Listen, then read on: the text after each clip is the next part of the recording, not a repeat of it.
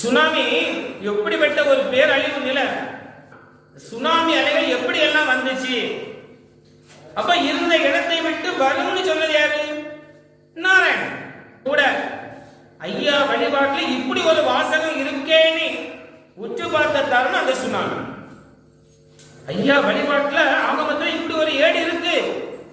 அக்னியால் தண்ணீரால் அநேக சீமை அழியும். அப்ப இதெல்லாம் என்ன சொல்லப்படுது? அத சொன்ன வல்லமை எப்படி இருக்கு. அப்ப நாம யார கையெழுத்து வணங்கிட்டு இருக்கோம்? இதெல்லாம் ஒரு மனிதனால சொல்ல முடியுமா?